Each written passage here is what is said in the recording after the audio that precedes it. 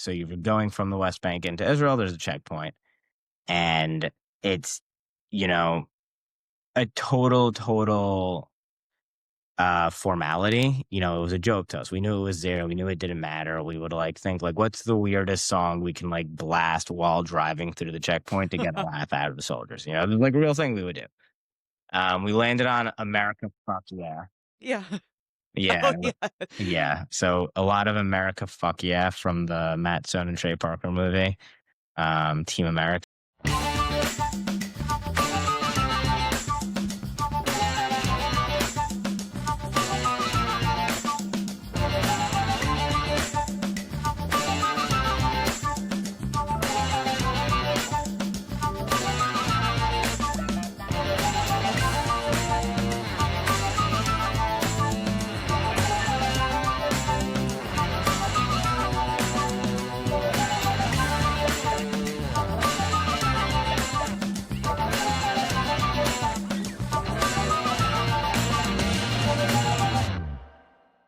Welcome back to War is Stupid, an anti-war podcast about war. My guest today is Sam Avram/Sam Stein. I'm excited to hear about his story doing protective presence in the West Bank. Are you rocking the watermelon kippah right now, or is that Oh man, no, I forgot it. I can go grab it. It's on. no, it's okay. I don't want to put you on blast for not setting that barrier between you and Hashem. But what is the story of the kippah? Did you get it? Yeah, totally.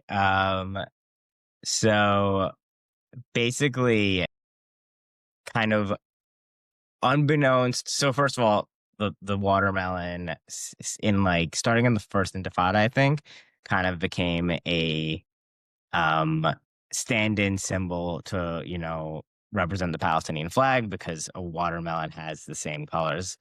And during the first Intifada, there were massive crackdowns by Israeli forces against Palestinians waving the flag at protests, kind of coincidentally with that. And for as long as I can remember, and totally nobody knew that the watermelon was a symbol for the Palestinian flag, in the mainstream, until, solidly after October 7th. But it's existed for, I guess, 30-ish years. And for as long as I can remember, and, growing up Orthodox and being in Orthodox spaces, and, often in Israeli Orthodox / Dati Leumi spaces, there was always just this goofy kippah that teenagers would have, that was just a knitted watermelon kippah for no real reason. I think someone just thought it was cute, and then it kind of was a thing. And then I learned about the watermelon. I forgot when or how exactly. I think probably through This Is Not an Old Pond. Shout out to them. And then knew that I'd seen those kippah before, and knew that they existed, and was just once oh, wouldn't it be so funny if I just started wearing a watermelon kippah, as very, if you know, no random mainstream Israeli is going to look twice, and leftists will get it. And I mentioned that to somebody, and then she actually went out and got one for me as a gift. And it's gone through iterations, in the sense that I have a bad habit of losing them and needing to buy new ones. But yeah, that was in April 2023. We might get into this maybe more later at some point, but also kind of at the same time, I kind of became, D tier, F tier famous for wearing a kippah to the weekly Sheikh Jarrah protests in East Jerusalem.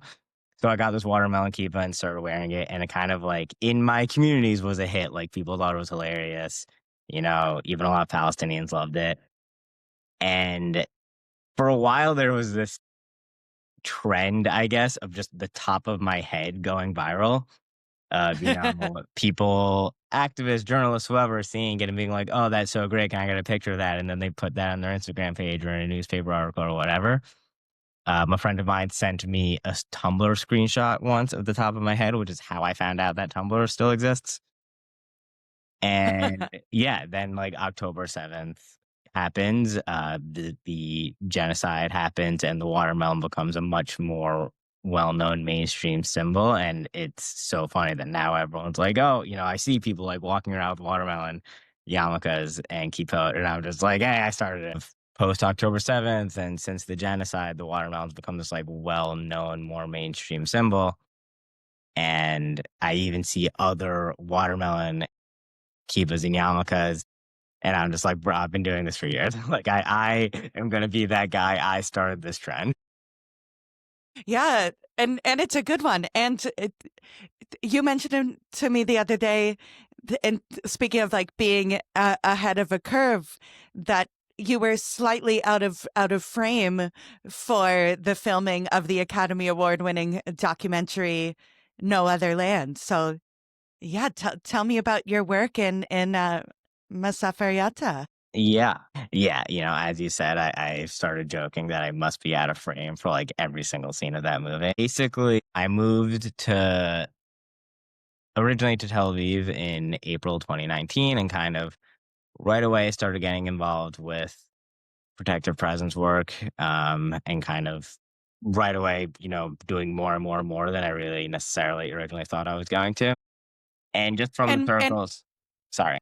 And oh no, and what got you there? I feel yeah, the majority of people don't know what it is or that it exists. So how did you find out about the activism of Yeah, so totally. for those who don't know, what is protective presence? Yeah, definitely. So, protective presence is basically when activists, predominantly, not Palestinian, specifically white and or Jewish, join Palestinian communities, usually during some sort of kind of basic necessary work or labor, whether it's the olive harvest or some other agricultural project or shepherding, and just having activists with those Palestinian people or those Palestinian communities, hoping that our presence as much more privileged people lowers the risk of settler violence or of different forms of harassment or violence or oppression from the military. And this like general idea actually does exist kind of outside of Palestine and outside of um, this issue, and it's a strategy that's been used all over the world, which is fascinating and worth learning about in its own right. I kind of found out about it when I got to Tel Aviv and started working for ways to get involved, and sort of emailed every single left wing activist group and NGO that I could possibly find, not really knowing what I wanted to do or how I wanted to do it, just knowing that I wanted to be involved in sort of like real concrete activism. And I reached out to this group, Center for Jewish Nonviolence, and they have this, or had, I guess, these yearly delegations that they would do every year, bringing big groups of international activists into Israel and Palestine and, doing political education and then doing sort of some activism and protective presence, usually culminating in some big action at the end. And I wanted to do their delegation, and kind of quickly it became clear that that wouldn't, at that time, didn't make so much sense for me, just like life, money, whatever. But the guy I was talking to, who is now a good friend of mine, um, was like, "Well, it looks like you probably won't join us for the delegation, but you should reach out to all that's left. They're having their big meeting in a week or two. You should go." And all that's left is a collective of diaspora international Jews, based in the region, engaging in a lot of different forms of anti-occupation work, completely grassroots, completely volunteer, and member driven. So if somebody has an idea that they're motivated by, they just sort of do it, and if it picks up, it picks up, and the that's been the model of the collective for the 10 plus years it's existed. And I got involved right away, and that really very quickly became like my activist home in the land. And a huge part of that was that, we were having work days usually, but so work day, going to join a different Palestinian community in a garden or something like that. There was one specific garden in the village 20 where no other land takes place that we were going to a lot. And and there were other reasons we went to this garden, but it was absolutely a form of protective presence inherently. So that was something that I kind of very quickly started doing a lot, probably every other week, and going in, other times in the week to stay the night when activists asked us to, and going shepherding in the Jordan Valley and kind of really just doing everything. And then a little full circle, considering how I found All That's Left, I learned a little more about CJMV and met one of their staff members there in All That's Left workday and heard about this new program they were working on and piloting called Hinenu. Hinenu in Hebrew means we are here. It's a reference to the Hebrew word hineni, which is the singular I am here that kind of comes up a lot in the Torah. And it's always, Hashem, God appears to one of the forefathers or one of the major, you know, biblical figures. And they respond, Hineni, I'm here. It's this response of a call to action. It's this declaration of readiness. So The Bible and Leonard Cohen exactly. made Equally Hinenu famous. equally important. Hineni. um yeah, so that's Hinenu, and I heard about that, and basically Hinenu you know, according to that name, is a 3-month protective presence project where you live in different villages in Masafriata and just do full-time protective presence for 3 months. And I heard about that, and I remember really word for word thinking like, wow, that's so cool. That's amazing. That's like the most radical, game-changing thing I've ever heard of, and I'm not crazy enough to do it. And then I did it, so I guess I was wrong. And that was my I'd spent a lot of time, in this buildup in Masafriata, but that kind of really cemented my relationship with the community there. And I think the beginning of my Hinenu cohort, I'm pretty sure more or less lines up with the beginning of the filming of No Other Land. I think they might have started a little before it, but really a giant chunk of the filming takes place during my Hinenu cohort and the one from the following year. So a lot of the footage and a lot of the incidents that, Yuval and Basil and Hamdan and Racheli were filming, I was like, oh, I was there for that. Or, oh, I remember that happening to the next year's group. Or I remember going down the day after because there was a bigger ask for activists after this escalation. Now, if you haven't seen the movie yet, now you know to look for the top of Sam's head, and for the kippah. Yeah, I saw the movie the day after the 2024 election, and so it's just associated with despair for so many reasons. But that was my first introduction to the day-to-day violence and indignities. Like I'll never forget the image of bulldozing a school. Like that to me is like the least Jewish thing I've ever seen, is taking a literal bulldozer to a school. Like we're the people of the book. That's supposed to be our thing. So if when did you first go to the West Bank? I've never been there because when I go to Israel, I stay with family, and they're like, we're gonna keep you in West Jerusalem. um Yeah, I mean, the first time I was honestly probably 5, but I don't concretely remember.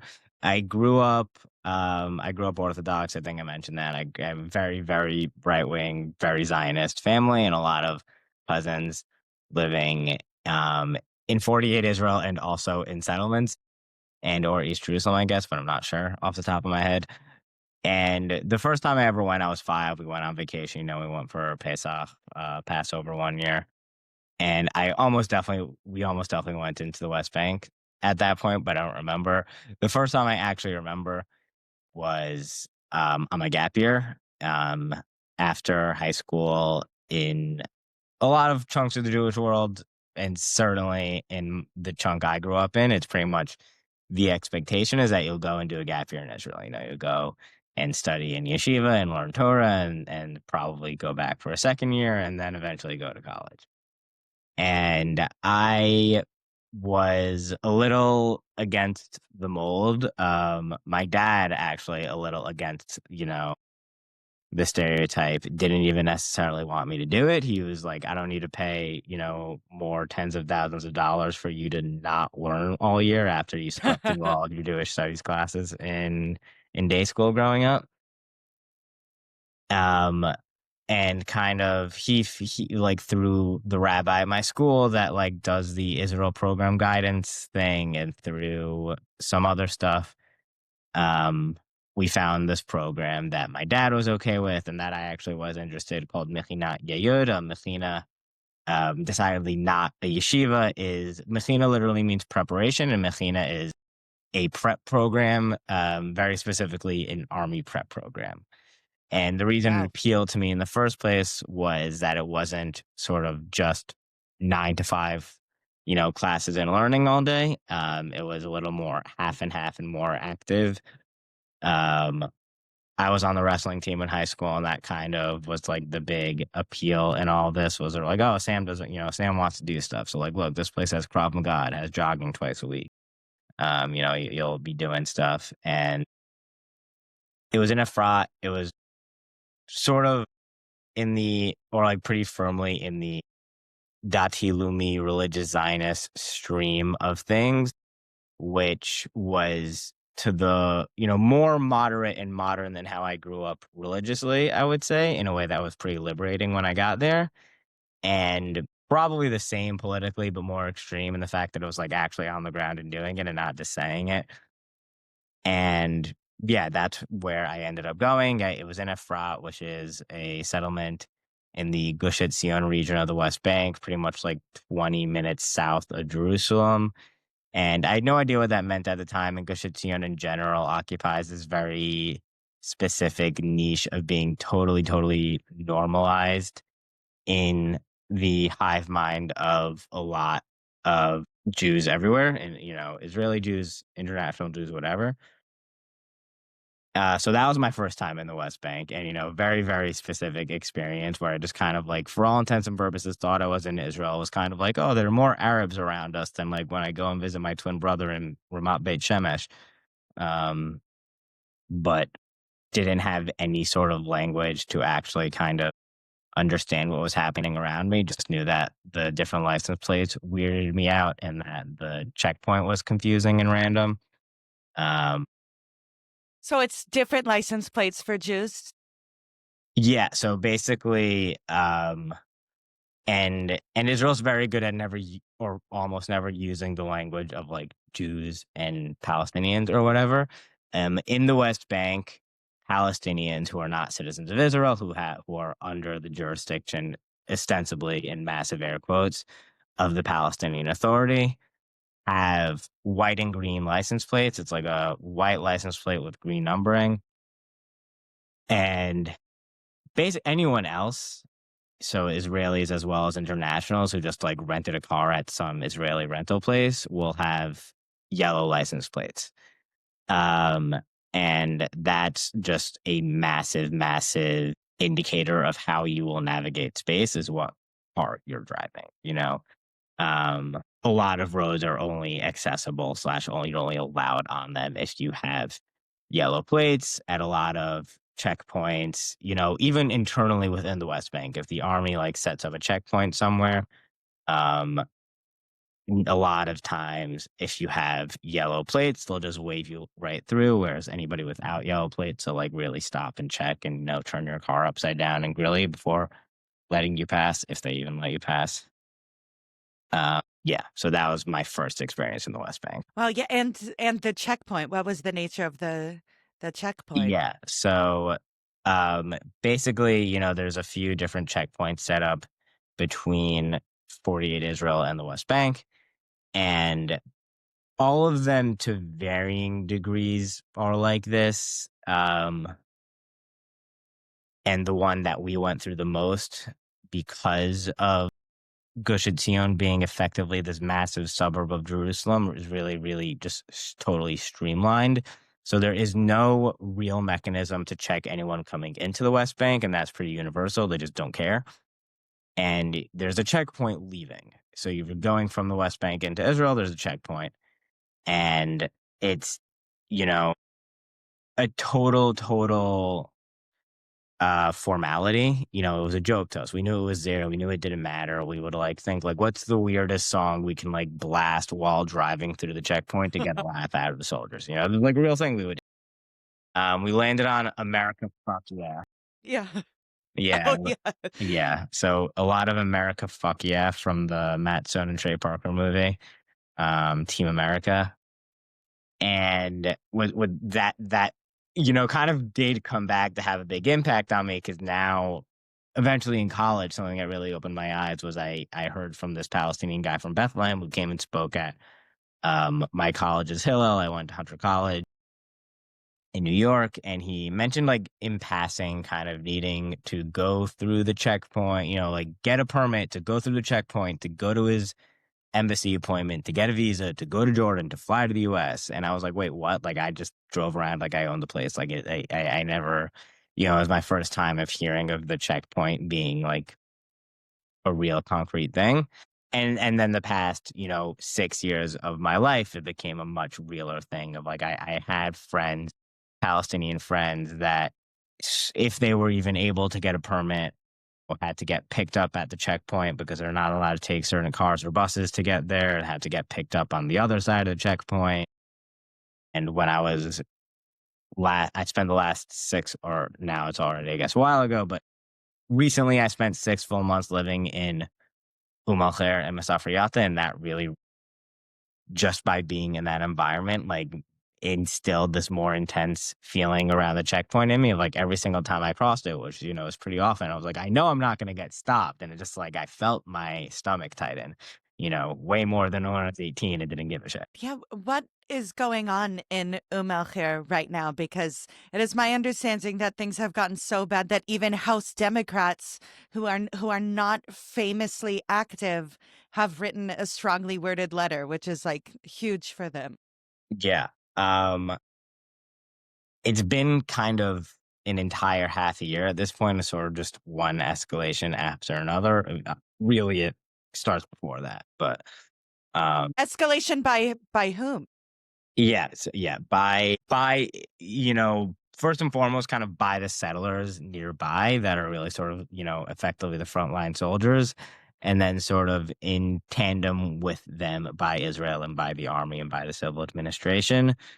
In July, a Palestinian activist and dear friend of mine in Al Khair was shot and killed by a settler named Yinon Levy, who, you know, we know his name, we know what he looks like, we know where he lives, and he is a famous, infamous, you know, extremist settler terrorist who was sanctioned by the Biden administration. Those sanctions were removed by Trump. He's still sanctioned by a lot of Europe and I think Canada, along with the construction company he owns that he basically exclusively uses to help settlements expand or to demolish Palestinian homes.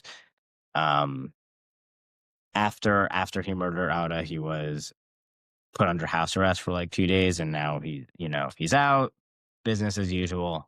His life has not changed in the slightest. And that really started the escalations in Al Khair, kind of, or, you know, started an uptick in already existing escalations. That was when, you know, settlers really started. The army came and arrested a ton of people that night and raided. A ton of Palestinian people. Yeah. The army raided a ton of people from Al Khair, along with some solidarity activists that night. And then the coming days raided a mourning tent for Auda. The village was holding, you know, a sort of quasi funeral because they didn't even have his body yet. Israel was still holding his body. And then settlers started coming way more often, and they were all already coming plenty, and they started building caravans and outposts on land that Israel technically recognized as belonging to Al. That made no difference. So now the whole village was already right next to a settlement in a way that is really characteristic and unique to Al that I've never seen anywhere else. This settlement's gate opens up into Al, and there's also nearby outposts, and a nearby chicken coop that belongs to the settlement. And now there's even more outposts surrounding the village, and they're really completely blocked in. And referencing, what you mentioned about House Democrats finally speaking up, a I can't remember his name, Representative Raskin. I can't remember his first name from Maryland. And Jamie. yeah, Jamie Raskin. Thank you. Which, Um, like, it sounds so, like, cool and informal for a congressman, like yeah, Jamie, not right. James.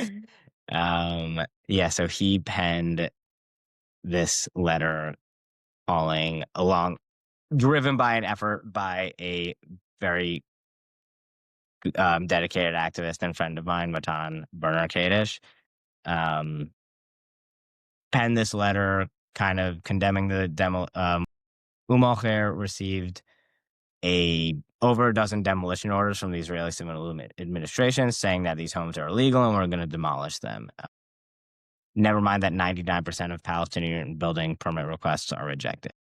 So that's sort of what prompted this letter. These demolitions are really, a terrifying prospect. And this letter was penned condemning them and calling on Netanyahu to revoke and nullify the permits. And that's been signed by over 100 House Democrats. The orders were delayed for 14 days. They were supposed to go into effect November 9th, and they've been delayed 2 weeks from then. So we already have a small win under our belt, and we're still, pushing any avenue we possibly can to save Al. My representative has not signed this letter, Representative Catherine Clark, so I will be calling her once a day until she does.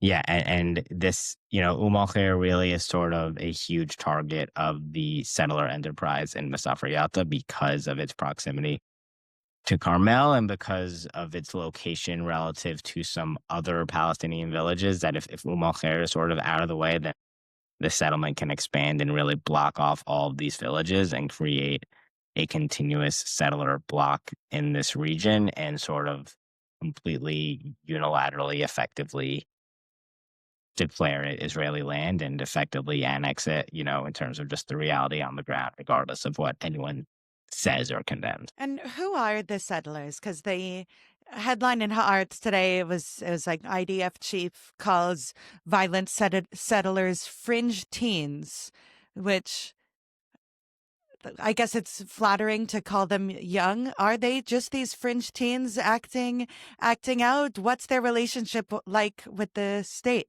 Yeah. So a lot of them are young. There's this phrase hilltop youth that is kind of maybe defanging and infantilizing, but in a lot of ways accurate, that a lot of the people carrying out the most obvious and direct forms of violence are, 15 to 20. Levy is older than that. I don't know how old he is, but he's not 15, he's not 20. So, right away, there's examples to point to, but kind of those people on the front lines, that I kind of have started calling child soldiers are definitely young. And the people running these outposts, that's a different story. So there are kind of two types of settlements in the West Bank. There's settlements that Israel considers legal, even though international law says that they're all illegal. Any structure of any Israeli residential structure, any Israeli supplanting of its citizenry in occupied territory, being the West Bank, is a violation of international law. And that's all settlements, even though Israel contests this on incredibly nebulous, flimsy grounds. And then there's outposts, which even Israel acknowledges as illegal simply because of not going through their, channels of permits and zoning, etc. And that's really where the settlement movement is fighting its fight. They'll have settlements that Israel considers legal, and then the most radical people in those settlements, the most ideologically motivated people, will go and start an outpost and just kind of set up a tent and a caravan or whatever it is, somewhere usually close to sort of a nucleus metropole settlement on Palestinian land. They'll set up this outpost and just sort of claim the land. And even though Israel considers it illegal, they'll almost always immediately get water and electricity from the nearby settlement. And they'll do that for long enough and just sort of attack any Palestinians that try and access the land that the outpost is trying to claim, very specifically shepherds and farmers. And then what happens is, after a certain amount of time, I think it's 3 years, if Israel deems land sort of not tended to, then they strip ownership of it. They say this isn't privately owned anymore, this is state land. And then they always allocate that state land. Eventually, they reallocate it to settlement.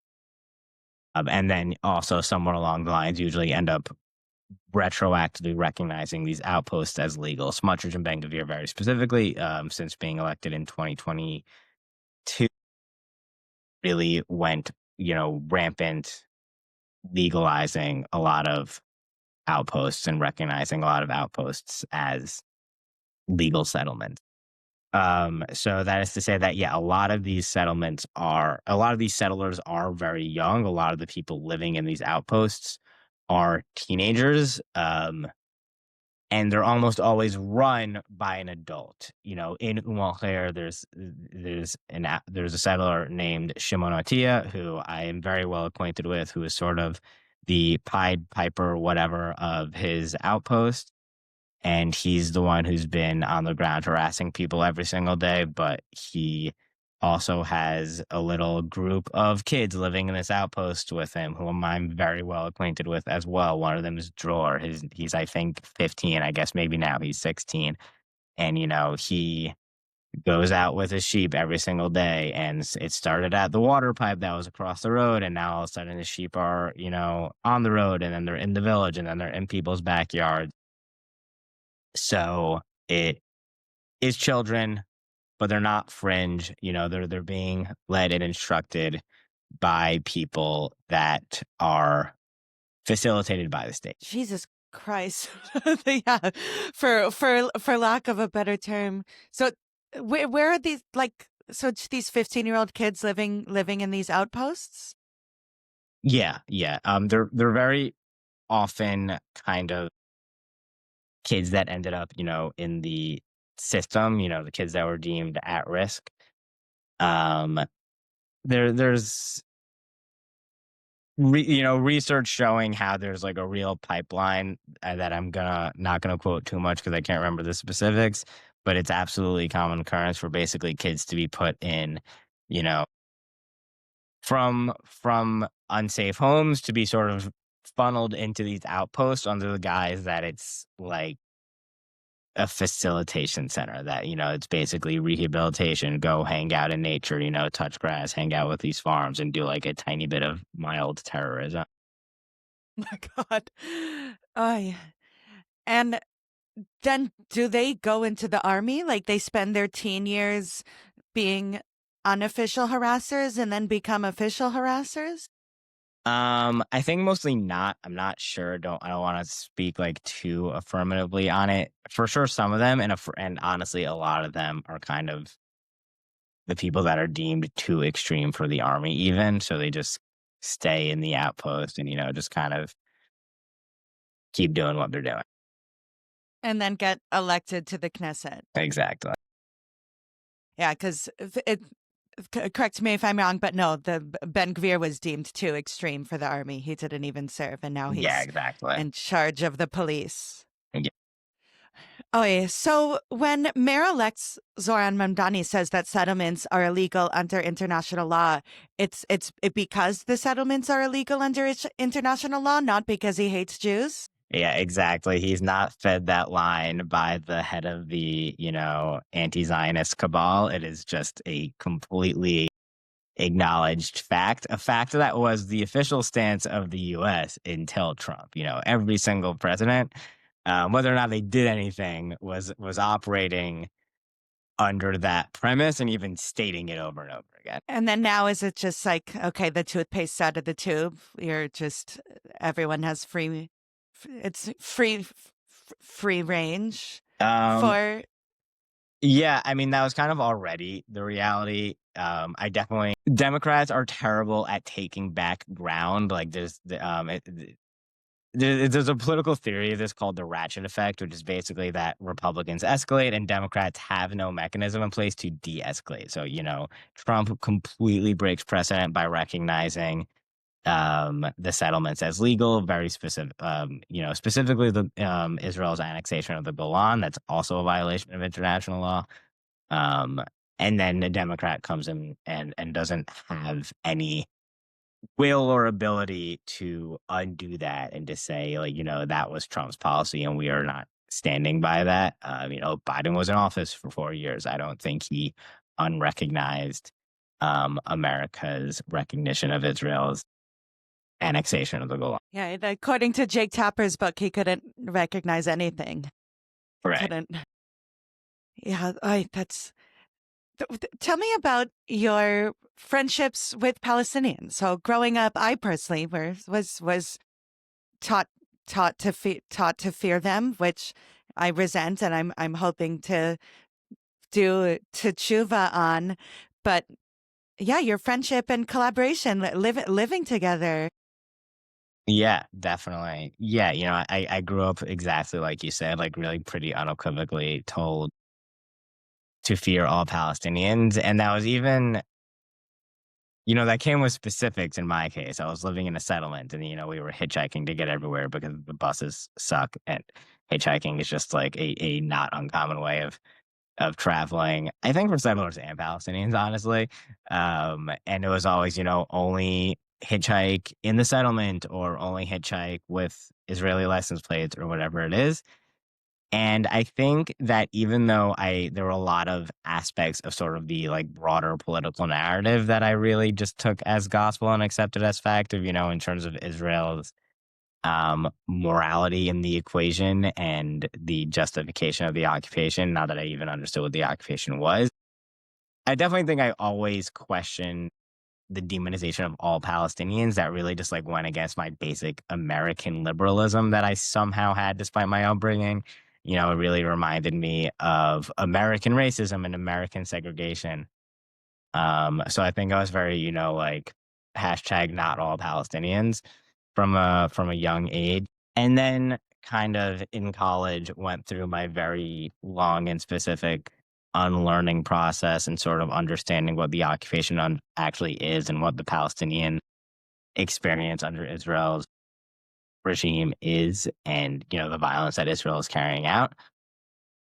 And then and I like I mentioned this, a huge chunk of that was just from hearing a Palestinian tell his story. And then after college, I went and like visited some cousins in Jerusalem and kind of while I was there, something that I really, you know, proud of 23-year-old Sam in hindsight, a huge opportunity that I took advantage of to sort of just explore and see, the full picture. And I did this tour with the Abraham Hostel. I walked around East Jerusalem a lot and, wasn't interacting with Palestinians so much unless I like went and went to a shop or something. But definitely was just a kind of like realizing new understandings of like where you can and can't go in the region. I remember on this Abraham Hostel tour, I showed up wearing a kippah and I kind of like going into it, I'm like, if the tour guide tells me to take off my kippah, I'm going to take it off and whatever. And I go and he tells me to take it off. He was like very nice and apologetic about it, but whatever. And I take it off. But it was funny because then it was me and like a bunch of European and Chinese tourists. And so I really kind of stuck out. And I think the tour guide right away, this Palestinian guy, I don't know, I don't remember if he was from East Jerusalem or had Israeli citizenship or what, but like certainly a Palestinian guy running this tour was like very curious about me, I guess. And I remember we went to Ramallah and we stopped at some cafe Um, and, we're sitting down and we're chatting and he's like, "Oh, is this what you expected?" I'm like, "It looks like Tel Aviv."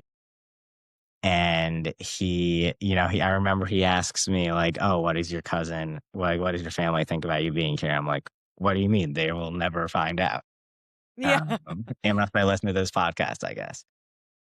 And yeah, so that really, was like the unlearning process. And then kind of when I joined All That's Left and when I started doing that work right away, I was just in Palestinian spaces. And, you're there, you're talking, you're like bonding at least a little.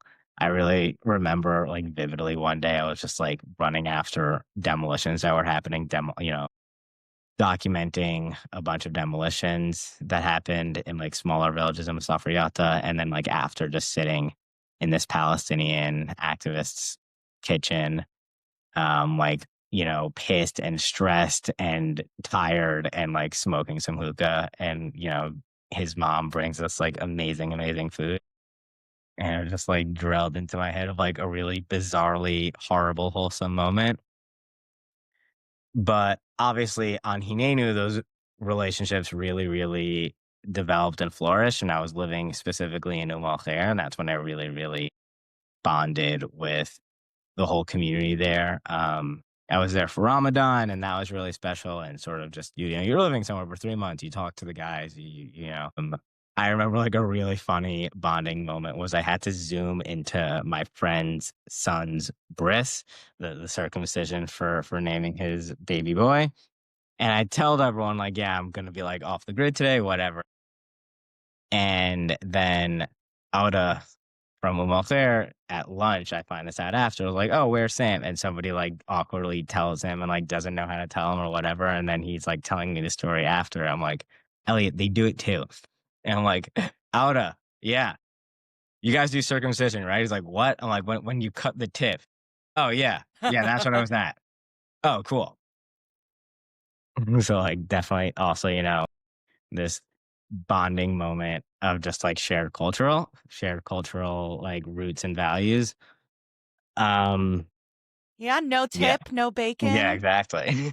We have so much in common. And, like, in all seriousness, the, like, legalistic structure of Judaism and Islam, especially compared to, Christianity or some other religions, like, I was always asking questions about literal Sharia, not Sharia, and like the insane fear mongering way that people say it about Zoran or whoever of just like Islamic law. I remember asking like, why is Ramadan in the month that it is? And Auda just looks at me and goes, "Don't ask me the questions right before the fast ends." So I still never got That's an answer for that. exactly that's exactly what someone would say on Yom Kippur. Exactly. I fasted for Ramadan once or twice, sort of out of, solidarity and politeness.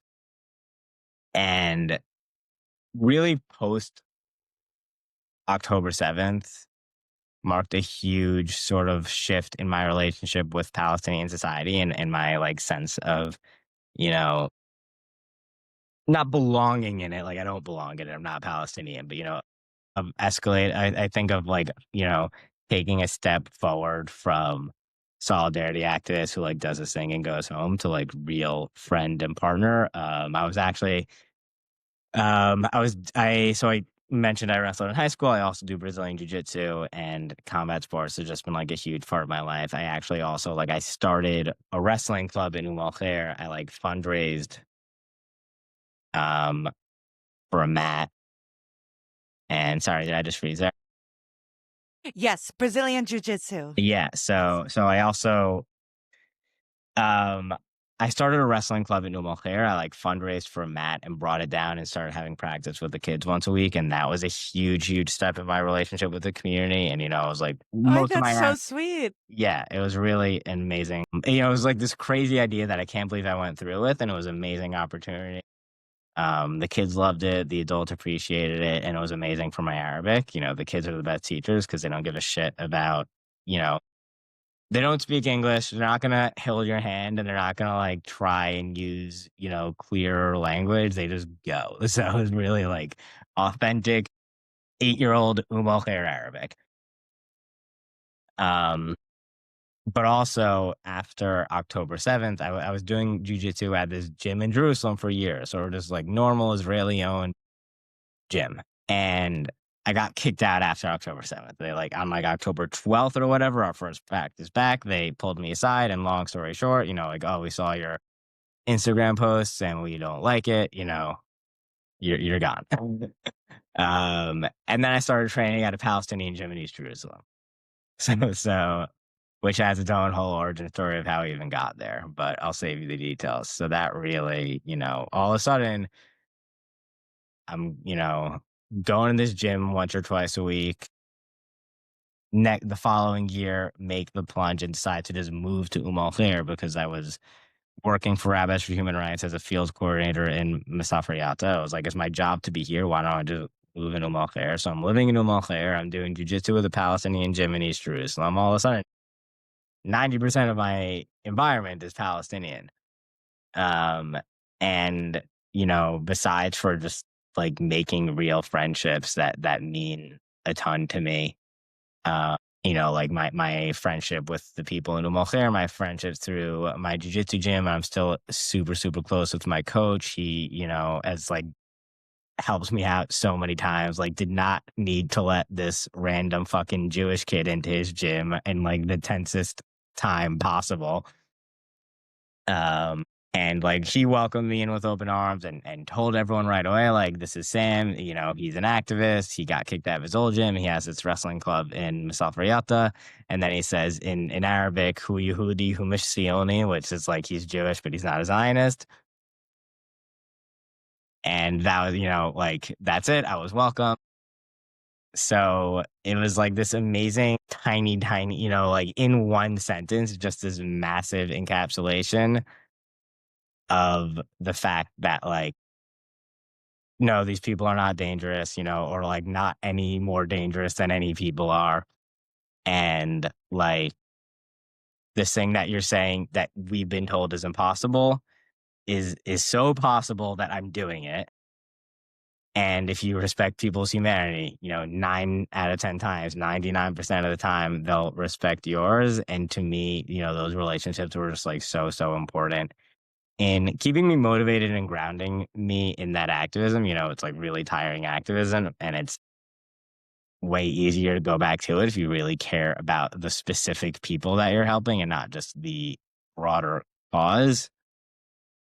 And just showing firsthand that, like, that it's possible and that real radical, you know, communal co-resistance is possible. Like, of course we can live together. I'm doing it. And all you need to do is like actually want them to have basic human rights. That's amazing.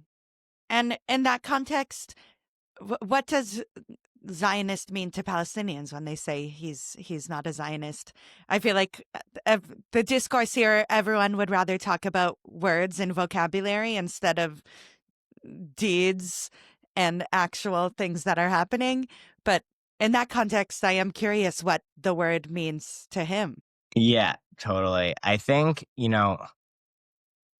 it's different every time a Jew says it. It's going to be different, every time a Palestinian says it. I think for him, and I think for a lot of Palestinians, it means Jewish supremacy. If you're somebody that like really wants Palestinians to just have like dignity and freedom, then he probably wouldn't call you a Zionist, even if you're, like one state, two states, whatever. And you've seen what Jewish supremacy looks like. Yeah, tell me about the experience of showering. Yeah. So it's funny because even on the, supremacist side of things, Israel does not have great showers. And you need you almost always need to heat up the shower beforehand. You need to like hit a switch that turns on this heater that heats up the shower. You wait like 5, 10, 15 minutes, whatever it is. In the summer, you can hop in right away. In the winter, it takes forever. And that's how you get a hot shower. And that's what I was doing for, 6 years. But then I'm living in Khair. They don't have any showers. They don't have hot showers. They don't have cold showers. There's like one faucet, that is waist height. Maybe some of the families have a shower in their bathrooms that I don't know about. There's one shower in 20 that I actually did use, certainly not getting hot. And that was how I showered, for 6 months, or I would schedule around visiting friends. And, you know, once or twice took a bucket shower, which is when you literally just like put water in a pot, heat it up, try and get like the exact perfect temperature that it's pleasant, but that you don't burn your skin off, and take a bucket and just, dunk it over you enough times and wash that way. And it's this funny thing that, I mean, I guess because it's so pervasive, it's showering. It's something that you're hopefully, doing at least every other day, you know, Yeah, especially if you're exercising, especially if you're exactly. you're at the Yeah. gym. Yeah. So, that we all take for granted that nobody in these communities does. And there was something about it that really, really stuck with me after that every time, while living in Umm every single time I just like went to a friend's and took a hot shower, I was like, oh my God, I will never take this for granted ever again. And then when I moved and got to the US, I was like, wow, I will never take not even needing to flip on the water heater for granted ever again, to the point that I got back from a jujitsu class here and got home and told my partner I'm going to shower. And then I was just standing in the kitchen for like 10, 15 minutes. And she goes, oh, are you going to shower? I'm like, yes, I was subconsciously waiting for it to heat up, but I don't do that here. So now I'm going to go shower. And it's funny, I think that story's hilarious and like bizarrely love that I still have that connection to my experience. And also, it's just like a tiny look in at the inequality and at the conditions that, Palestinians, specifically Palestinians in Area C, live under. Area C being the portion of the West Bank that's under full Israeli control. So that's, where Palestinians can't get permits to build anything. So they can't even set up showers or anything. My God. So how can we help as we wind down the podcast? How can we help your friends? I like that you mentioned, yeah, focus on specific individual people or individual communities because it could be so overwhelming and daunting to try to change the world. Um, so if there's like specific little asks or people we should be following and learning from who aren't Noah Tishby. Yeah, absolutely. So like first thing I would say, like, please, help the people of Umm al-Khair. Call your representatives and tell them to sign this letter. Go on to rememberingawda.com. That's Awda is AWDAH. There's a shop Ex- that activist has set up of all the funds going, to support his family and his community. There's a different Excellent. I'll link to it in the show notes Yes, so you can amazing. Thank you. easily. Yeah, there's a different fundraiser that's, just more direct, straightforward fundraiser to also help the community in light of these demolition orders. And follow, shameless plug, and follow me at Sam_Abraham. But much more importantly, follow Palestinians, and just like my friends that you should follow are Basil al-Adra, of No Other Land fame. I'm sure everyone follows him already, but Tariq, Hathaleen, in Khair, Ahmad Hathaleen, also in Khair, they've both been sharing their experience and really spread, like showing what they're going through every single day. And an amazing Israeli run page that focuses very specifically on Masafriyata called Kivsa Shchora, which means black sheep. Is posts all the time of like every single thing that happens in Masafriyata. And it's just like this, incredibly impressive, horrible look into the reality. And every single one of their posts are in English and in Hebrew. So if you have any Israeli friends or cousins or whatever that you're trying to, educate and or radicalize, it's an amazing way to do it. Keep Sashkara. Wow. Thank you. Thank you so much. Um, yeah, this is a heavy and interesting and an enlightening conversation. Yeah, Yeah, thank you so I, much. I will I will never take a shower for granted again. Yeah, like as much as people kvetch about New York apartments, we're very lucky to have showers, even if the shower is in the kitchen. Presumably, freedom of movement. Yeah, if that's a takeaway everyone has, I'll consider that a huge, huge success. So, appreciate your showers, and thank you so much for having me on. And we can all live together. It's already been done. Just respect people's humanity and teach them how to wrestle. Thank you so much. Thank you for listening and or watching War is Stupid, an anti-war podcast about war. Please subscribe, rate and review, tell your dads. We'll see you next time.